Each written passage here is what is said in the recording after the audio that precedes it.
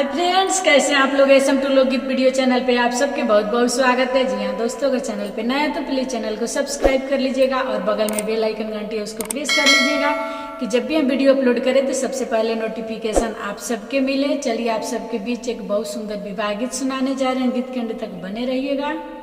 बारह बरिसवा के दुल्हा कवन दुल्हा पढ़ने को जाले कॉलेज। बारह बरिसवा के दुल्हा कवन दुल्हा पढ़ने को जाले कॉलेज। पढ़िया लिखिया दुल्हा कॉलेज से बाहर भइले हो गईले सुबावा से भेंट। पढ़िया लिखिया दुल्हा कॉलेज से बाहर भइले हो गईले सुबावा से भेंट। हम तो से पूछिले दुल्हा कवन दुल्हा एतना तू देव बतला। हथिया ले अइहा दुल्हा घोड़ावा ले अइहा। ले अइहा सोरहो सिंगार।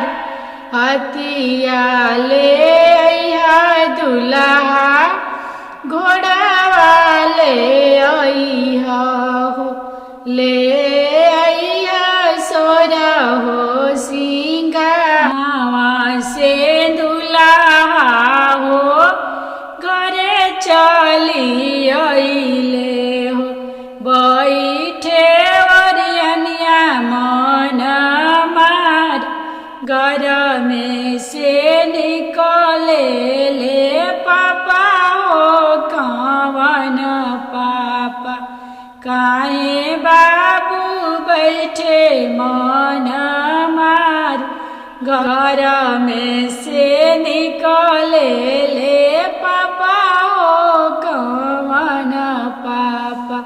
काहे बाबू बैठे मन मार। हथिया ले जइया पापा घोड़ावा ले जइहा हो। ले जइहा सोरहो सिंगार।